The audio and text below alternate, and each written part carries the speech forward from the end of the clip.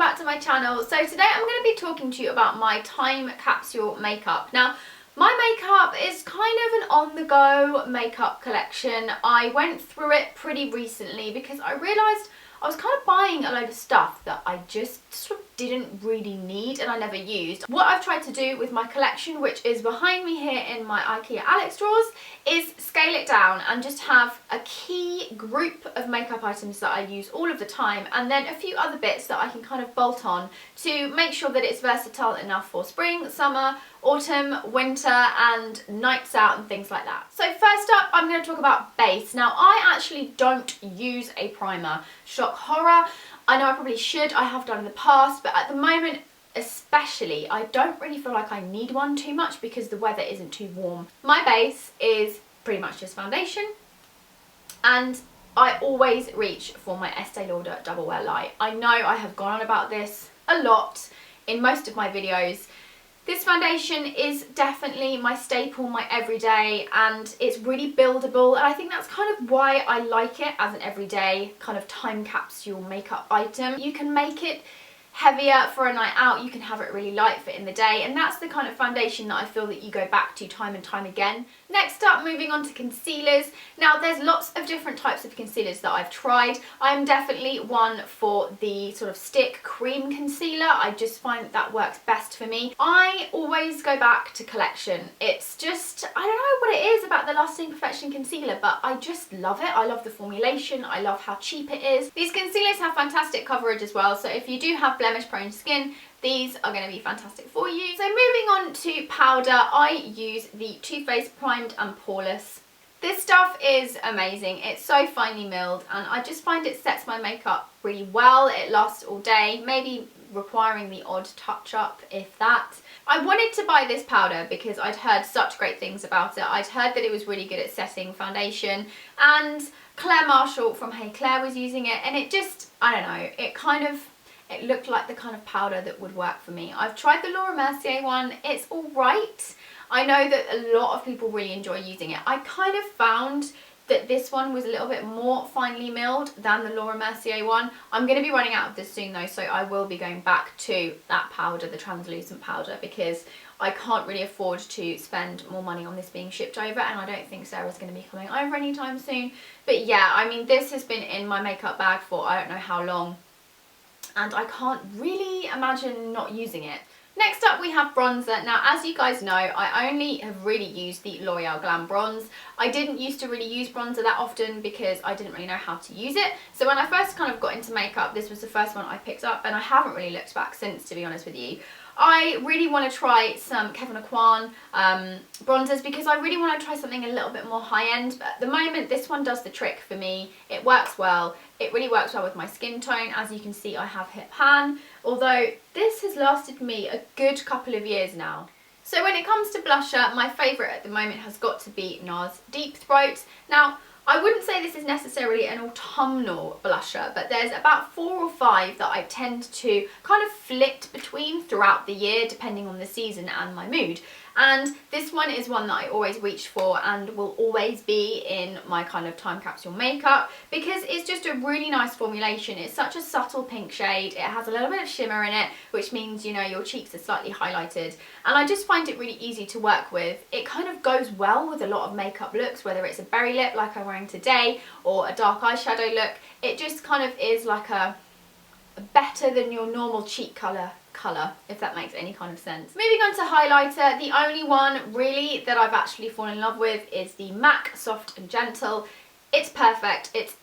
Yeah, I don't really know what else to say about it, to be completely honest with you. This doesn't really get swapped out an awful lot. I do have a tendency to potentially use the NYX Illuminator, which I think I used in my previous video because it was kind of like a drugstore makeup look, but this just works so well. It's just perfect. I love it. So when it comes to brows, I can't lie, I hate my eyebrows, I really do. So if I can find any product that makes them a little bit better and easier to match up, because I'm sure you guys have probably noticed in my videos, they are never even. I mean, they're not even like a little bit uneven, they're just totally uneven, and it drives me insane. So I have to have a brow product in my Time Capsule makeup collection. I just can't really live without them.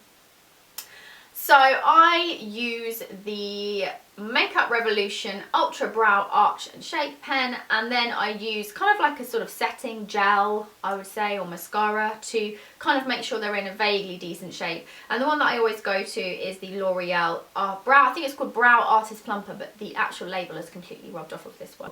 This one is good because it has a pencil and it also has a felt tip as well, so it's like 2 products in one. Means that if I'm looking for something a little bit more subtle, I can go with the kind of kohl pencil, and then if I'm looking for something a little bit more defined, then I can use the felt tip end. Means it's taking up a little bit less space in my makeup bag, which is always good. Moving on to the general eye area, I'm going to start with the eyeshadow primer that I always use. This is the Urban Decay, what is it called? Eyeshadow Primer Potion. I haven't really used that many other ones. I've looked at so many reviews and the majority of people agree that this is pretty much the best one. I have used it every single time I use eyeshadow, and my eyeshadow stays on my eyes and does not budge. It doesn't crease. I could not live without an eyeshadow primer because my eyelids do get very oily and my eyeshadow has got a tendency to crease in my lids. I don't know if that's just a me problem or if it's an everyone problem, but yeah. Life without an eyeshadow primer would be sad times. When it comes to eyeshadows, I definitely have a preference when it comes to the formulation, and that has to be cream. I just find it easier to blend cream shadows out. I don't know why, I don't know, it comes easier to me. And I also find they're a little bit more on-the-go makeup friendly. You can just kind of grab your finger, put it in the pot, smudge it over your eye, and then you're kind of done. So the 2 cream eyeshadows that I absolutely adore are the By Terry Ombre Black Star pen, I don't know what else to call this, or crayon, and that is in the shade Bronze Moon. I bought this a while ago. This is what I'm wearing on my eyes today.